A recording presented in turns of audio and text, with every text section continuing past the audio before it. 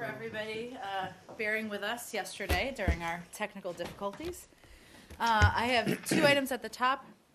The Secretary is in London today. He met with Palestinian negotiator Saeb Erekat, Arab League Secretary General Arabi, and members of the Arab League Committee, and is meeting right now with Quartet Representative Blair. On Sunday in Rome, just since we didn't have an opportunity to chat yesterday, the Secretary met with Foreign Minister Lavrov, and yesterday he met with Vatican Secretary of State Cardinal Parolin and Israeli Prime Minister Netanyahu. Last night in Paris, Secretary Kerry met with the EU3 ministers, German Foreign Minister Steinmeier, British Foreign Secretary Hammond, and French Foreign Minister Fabius to discuss a range of issues, including the situation in the Middle East and discussions about possible action at the UN. As you all saw this morning, he did a press conference from London where he addressed those meetings as well. The second item is Secretary Kerry spoke this morning with Australian Foreign Minister Bishop to express condolences to the families of those who were killed in yesterday's hostage situation in Sydney. The Secretary also commended the New South Wales Police and the other emergency personnel who responded to the crisis and offered Australian authorities any and all assistance necessary as they continue their investigation. With that. Right. Excuse me. Let's start with, I want to start with some legislation that has passed the Hill, not Russia. I know that your colleague at the White House spent quite a bit of time on that, on the sanctions resolution. But I want to ask you about this Egypt issue. Does the administration, does the State Department support this legislation, which would give you the ability to send, if not lawyers, certainly guns and money to Egypt without a human rights certification? Well, we are studying the implications of the 2015 appropriations bill. Generally speaking, we welcome the flexibility that the bill provides to further our strategic relationship with Egypt and our national security interests. That said, there's been no policy decision with regards to our assistance program, which remains under review, and our concerns about Egypt's human rights record, which we speak about frequently, that has not changed. So you welcome the flexibility to be able to give them the aid, but you're not sure that you're going to use that flexibility? We haven't made a decision, a policy decision with regards to using this, the flexibility that's provided in the bill. Well, okay, when was the last time you had such flexibility that you didn't use it? Are you aware of any cases where? Well, Matt, again, this gives us flexibility. We haven't made a decision about whether we're going to use it, so our policy at this point has not changed. So, okay, but so you do support it. You support the idea of having it. We support the idea of having the flexibility, but we haven't made a decision to use it yet. Okay. When must such, at least for the money that is still being held up because of no certifications, when does that money have to be If spent? there's a timeline for it, or when does it need to be spent by? Yeah. Let me check that for you. That's a good question. And how much is it that's still on hold? I believe it's about 1.3, but I can check that. It's on hold. Specific. Yeah, I'll check that as well. Do we have any more in Egypt? Okay, new topic? No questions? Huh? You wanted to talk about Ukraine and Russia? But you can go ahead. Okay. Go ahead. Thank you. So could you bring some clarification? Maybe it's very clear, but I didn't understand. Your colleague at the White House just said that the president intends to sign the Congress bill on to tighten sanctions against Russia, and on the other hand, Secretary Kerry in London said that the sanction could be lifted very quickly. It's on President Putin's choice. And he had some very appeasing comments saying that in the last days, Russia has taken some very constructive moves. So is there a contradiction between what your colleague at the White House said and what the Secretary said? I don't believe so, but let me see if I can try to answer all of your questions here, and I'm sure if I don't get to one, you'll let me know. So as my colleague at the White House announced, the President intends to sign the Ukraine Freedom Support Act despite having significant concerns. We have The administration has worked together closely with allies and partners in Europe and internationally to build a broad coalition of countries to impose sanctions, as you all know, because we talk about it frequently in here, that impose real costs on Russia for its aggressive actions in Ukraine. And we've sent an unmistakable signal condemning Russia's actions while mitigating the spillover impact on American businesses, international energy markets, and the global economy. While this legislation appropriately preserves the flexibility of time and calibrates sanctions with our international partners, it does send a confusing message to our allies by appearing to move forward on new sanctions outside of our close consultations with them. And so we certainly acknowledge that, and I think that's why my colleague referenced the fact that the president has concerns about it. Obviously the decision was made. The legislation provides the president to waive the sanctions provisions as appropriate and when determined to be in the national security interest of the United States. So it provides that flexibility as well. So I don't believe it's changed our policy in that regard. It also still remains the case that Russia has a choice to make, and the Secretary talked about this today.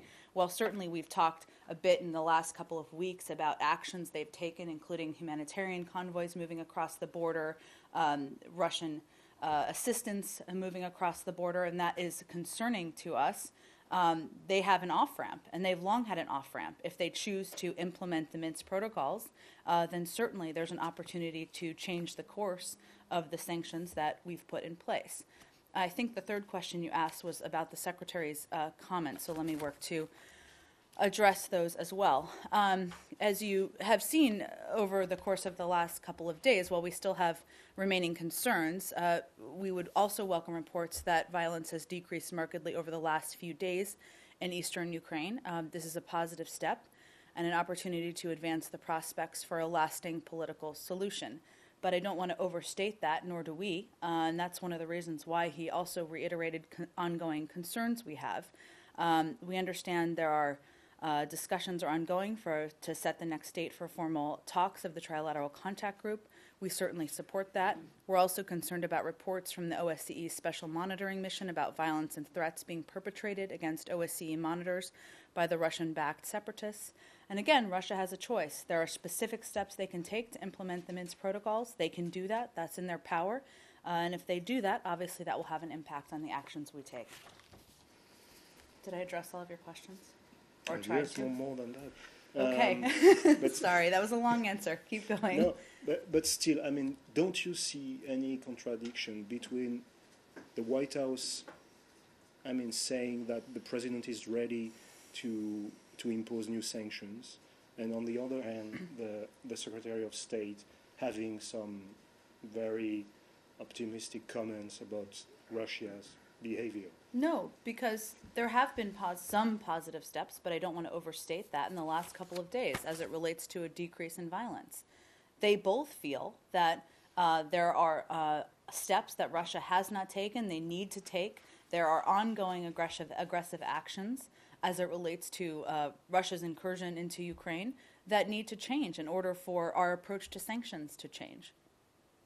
So does that mean then that even though he's going to sign the bill, the administration does not intend to enact sanctions outside of the consultative process that you have been doing with the Europeans?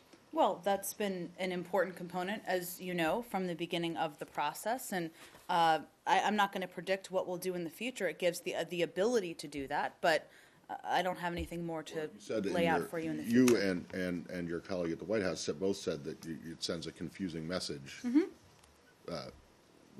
So why would the president send a confusing message? Well, the legislation also provides, because he weighed the pros and cons of the legislation, and the pros outweighed the cons, and that's sometimes what happens with legislation. What are the pros?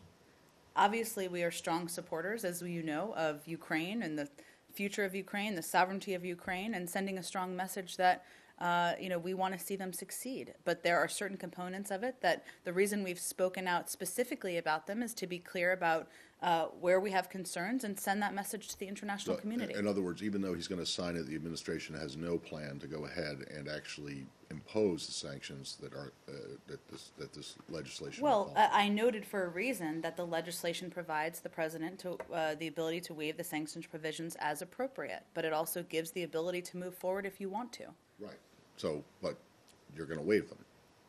I'm not going to make Just a prediction. like you're going to waive the human rights concerns. I'm not going to for make a Egypt. prediction of that, Matt. Obviously, legislation provides a range of options. So we'll leave the room for the president to make his own decisions.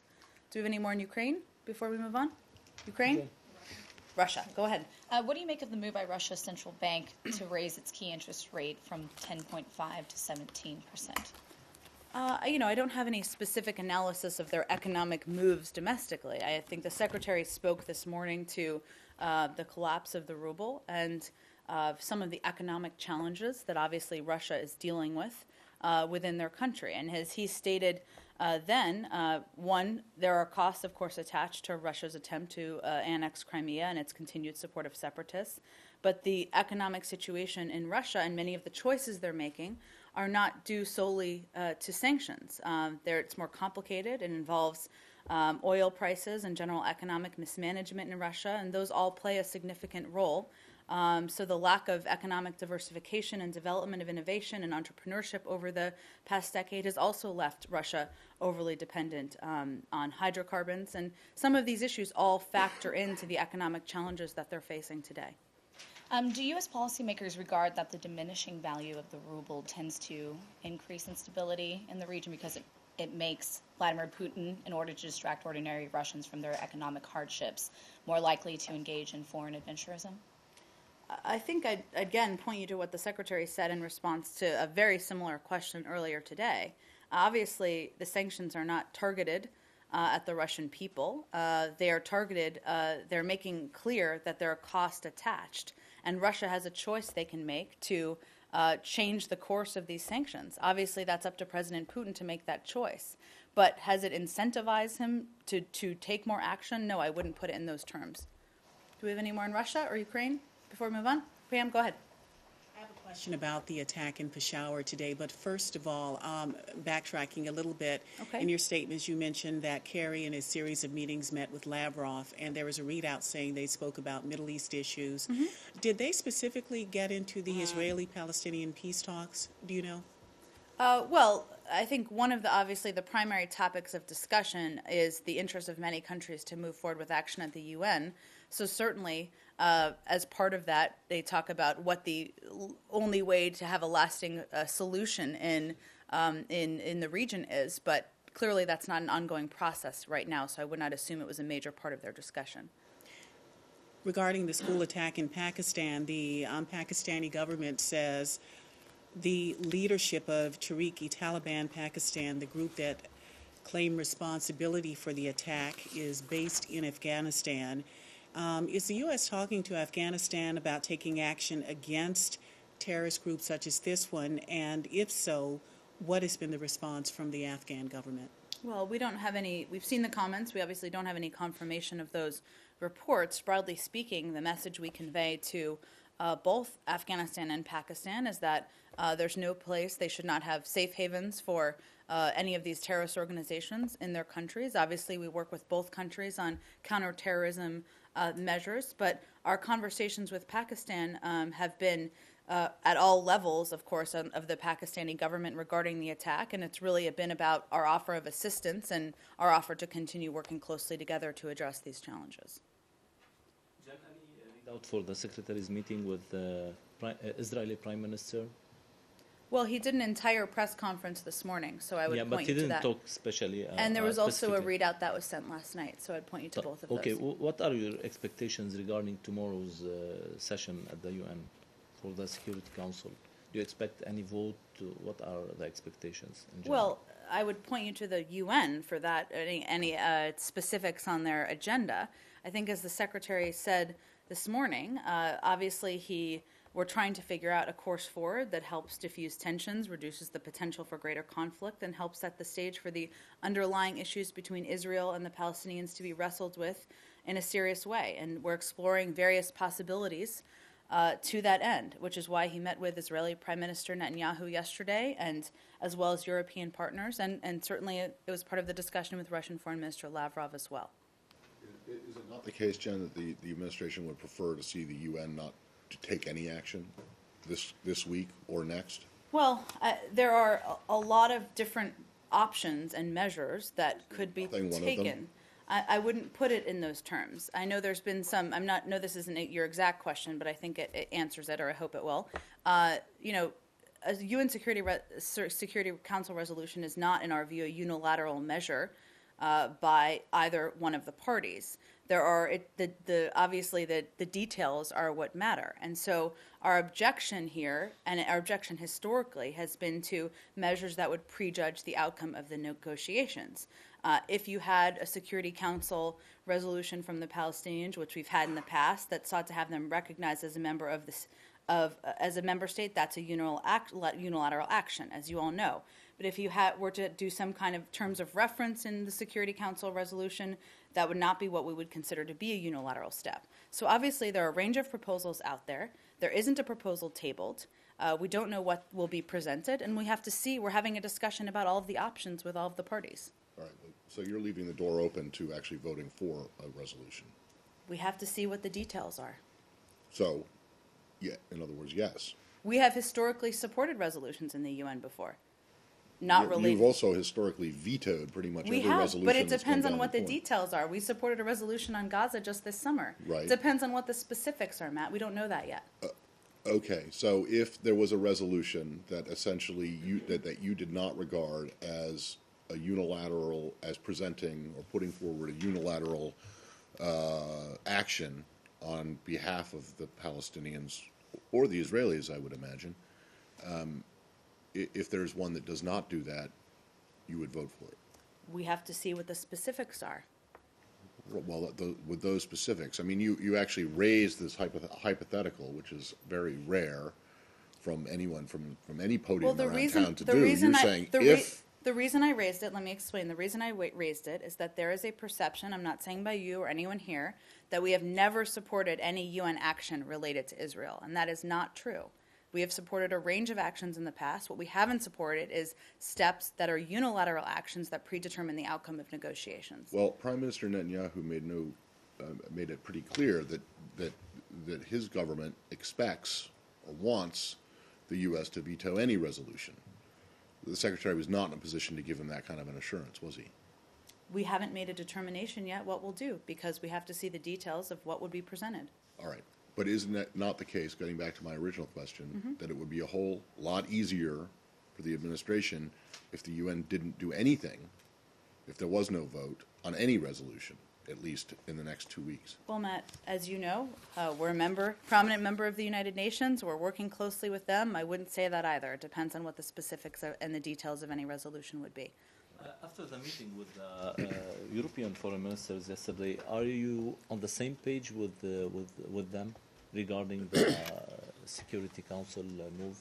Well, there are a range of views from a range of countries, so I'll let them speak for themselves, Michel. But regarding the draft resolution that the French especially are working on, I'm going to let individual countries speak for themselves.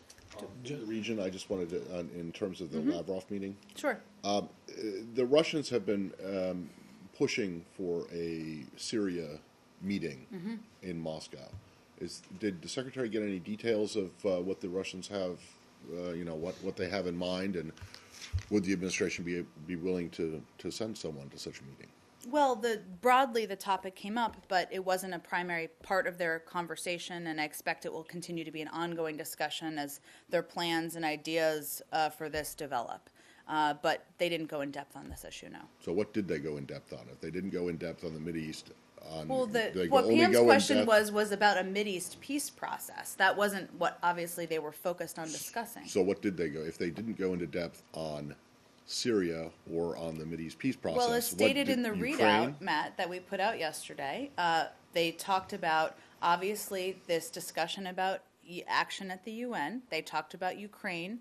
There are a range of topics that came up. Obviously, they both share opinions in these discussions. They talk frequently, so I expect it will be an ongoing discussion. You don't know the agenda of this Russian conference? That What's the hasn't been agenda? put out, nor has a date been put out, so there are a lot of details that still haven't been determined, it seems. And did the UN envoy to Syria brief you about his the details of his plan to?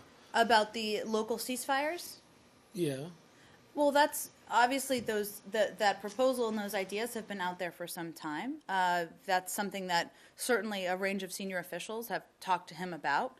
We've talked about that a bit in the past. He gave an interview to Al Hayat in London last Sunday, saying that he leaves the interpretation of the principles of the Geneva Agreement to the parties, which is a position close to the Russian position rather than the U.S. position on the interpretation of the Geneva. Were you aware of this? I haven't looked at his interview. I mean, we also talk about how it's mutually agreed between the parties, so we'd have to look more closely and see if it actually, we would agree with the notion that it conflicts. As it relates to the ceasefires, we support his efforts to look at the feasibility of local ceasefires in fighting, particularly around Aleppo. We remain committed to a political solution in Syria, as you know, and we've had concerns in the past about how local truces have been predicated upon the Assad regime imposing surrender tactics. And so we look at the history and we keep our eyes wide open about how this would be implemented if it moves forward. Syria, go ahead.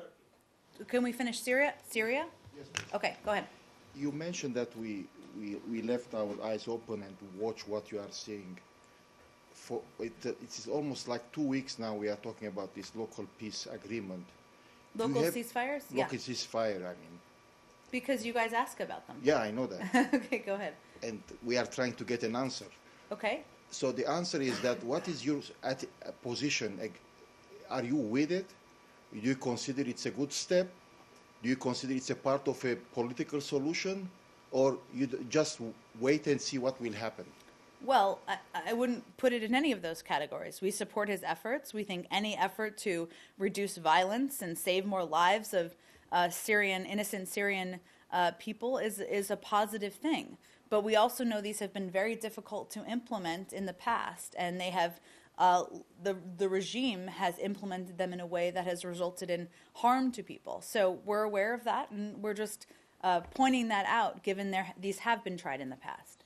I will try to put it in a different way. Are you trying, or do you want to be part of this equation or political solution, or you completely reject the idea?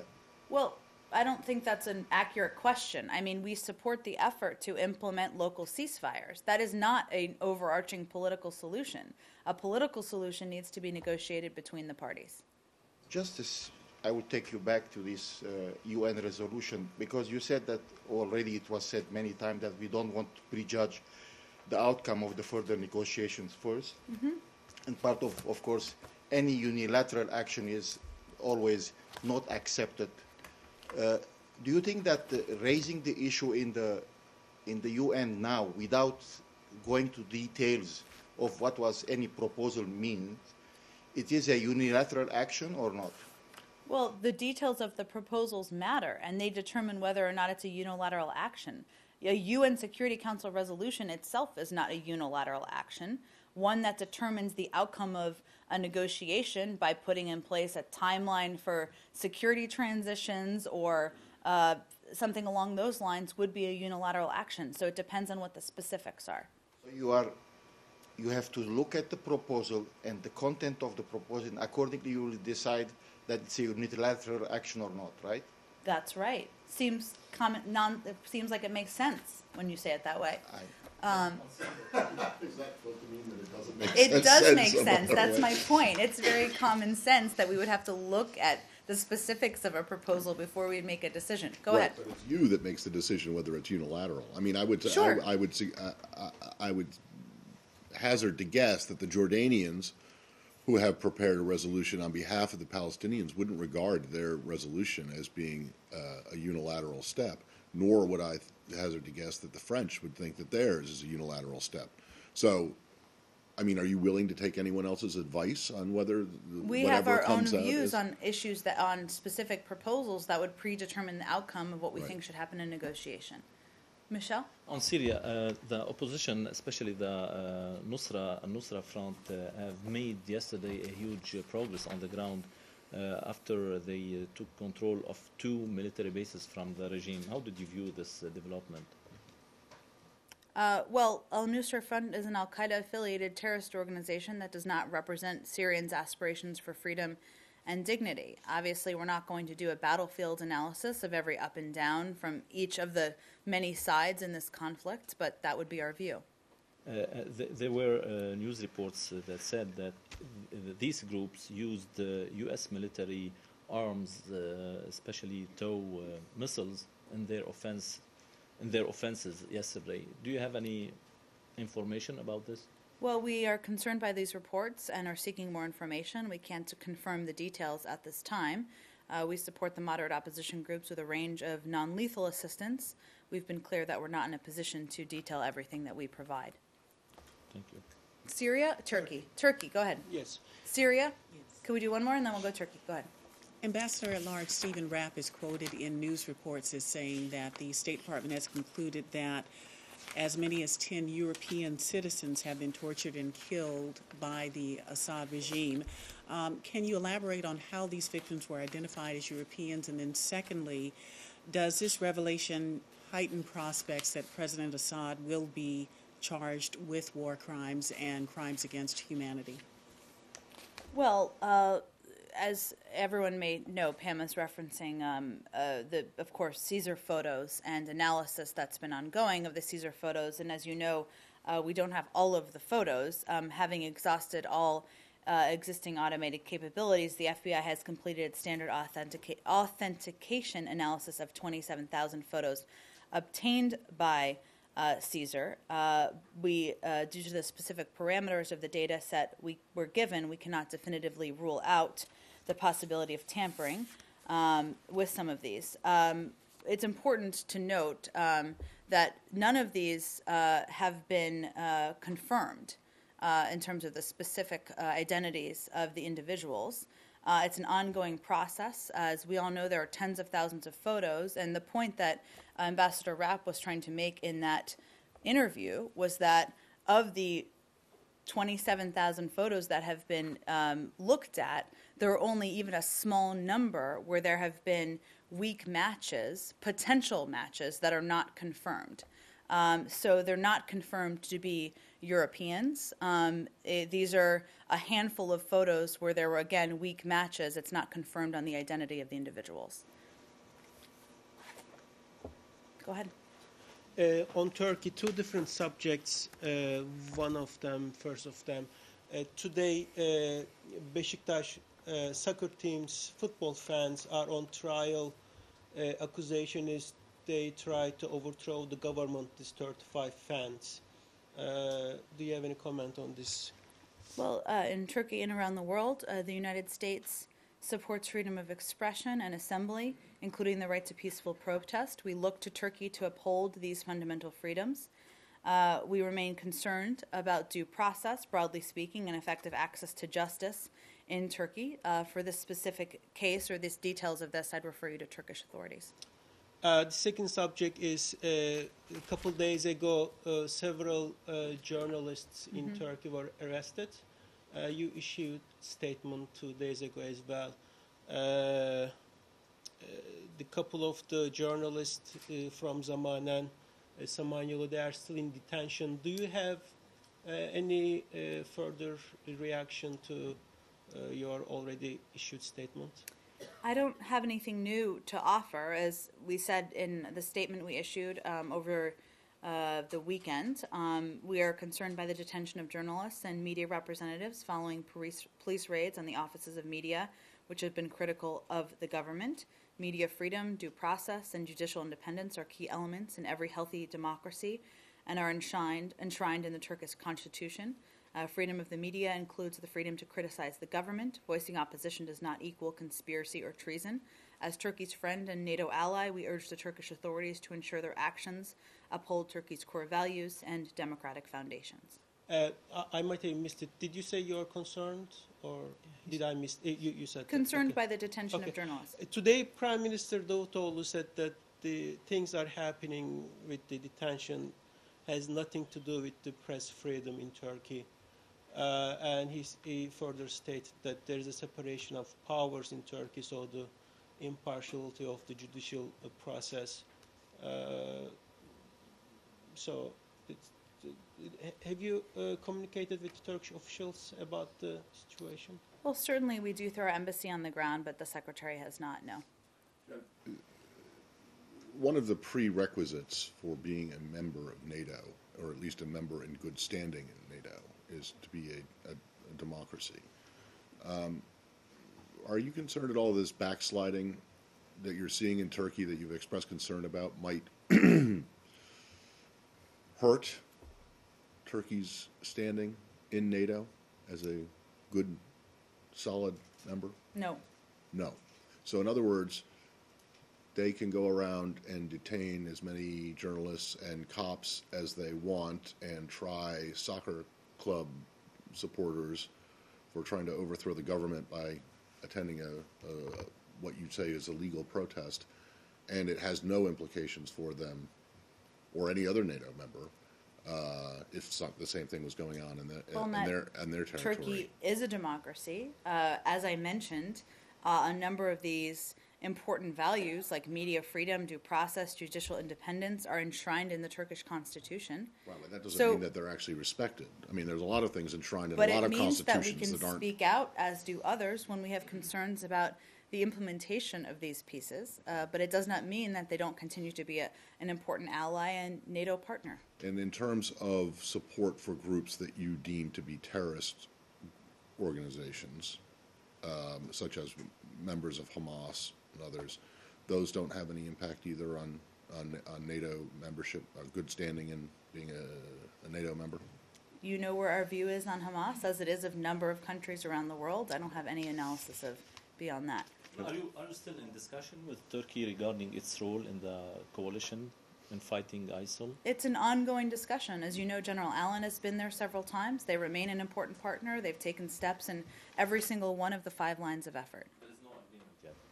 In terms of what? In terms of what role can They've Turkey already play? taken steps. It's not about an agreement. They've already taken a range of steps. But they were asking for more steps to be taken. It's an ongoing discussion, and there'll be ongoing contributions that will take many forms of many of the coalition members. So that's only natural that that would be the case with Turkey.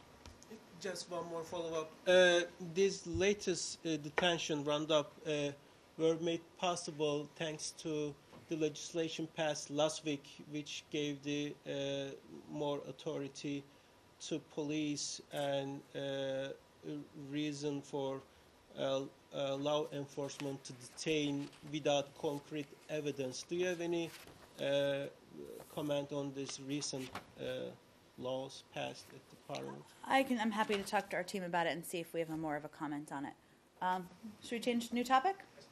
I have one more. I'm sorry about Okay, that. go ahead. As you may know, the government has been accusing Gülen movement. It is a religious movement whose leader I'm based familiar with it, yes. in Turkey. I'm sorry, in here. So the government accuses Gülen movement that they've been, working with this secretly trying to overthrow the government. And there were some soap operas a couple of years ago in Turkey. Were giving some kind of signals. Do you have any comment on the Gülen movement's role? I don't. Go ahead. I was going to ask about the South Korean delegation to North Korea I'm not sure what the word is, 3 years since Kim Jong-il's death, and to give their condolences. Do you have any reaction to that? I hadn't actually seen those reports in the busyness of the day. Generally speaking, we support dialogue, as you know, but we can look into it more specifically and see if we have a more detailed comment. Did you have any thoughts on the differences between the North Korean leadership in the past 3 years? Don't have any analysis of that either. Staying on North Korea, they, at their ambassador to the United Nations, has written a letter to the Security Council saying that North Korea believes that the Senate majority report on the CIA enhanced interrogation techniques should be raised. What should be raised there, or at least somewhere within the UN system. What's your response to that? Well, that may be that in part because for the first time the human rights situation in North Korea could be a standalone agenda item in the Security Council. Broadly speaking, to your initial question, Matt, I think we'd put our record on human rights against North Korea's, certainly any country in the world, any day of the week. And we made changes in order to address this program, end it, as we talked about quite a bit last week, because it wasn't in line with our values. The same can't be said of North Korea and their abysmal human rights record. Okay, but it's still the position of the administration that no one will be held accountable for these alleged misdeeds, this alleged wrongdoing.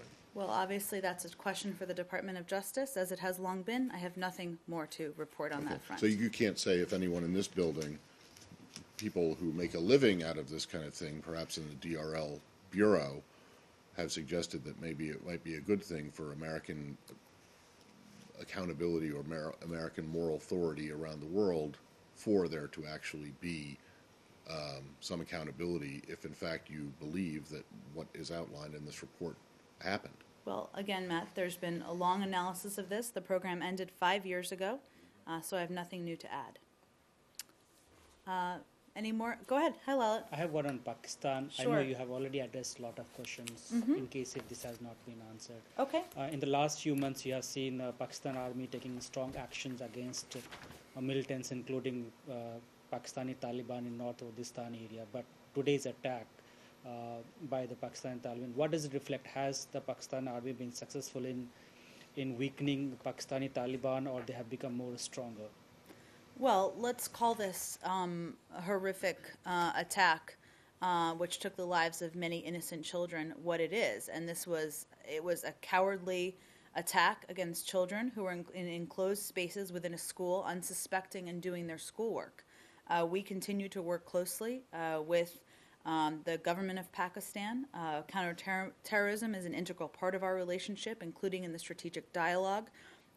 We understand, certainly, the threats of that Pakistan faces, and unfortunately, the people of Pakistan are not new to dealing with some of these horrific acts. But we're going to keep working together, and I don't think it reflects anything other than a cowardly attack by this group. What is the assessment of the strength of Tehreek-e-Taliban Pakistan, which claims credit for this attack? Well, let me first say we've, of course, seen reports that they claimed responsibility. I mean, we don't have confirmation of that, so I just want to convey that to you. I don't think I have any new assessment of their strength. I think I answered that in the last answer I offered. Continue to pose danger to Pakistan and U.S.? Well, broadly speaking, obviously we've seen that. And again, they claimed responsibility for this attack, but we haven't confirmed that from here. After the attack, Indian Prime Minister telephoned the Pakistani counterpart, Nawaz Sharif.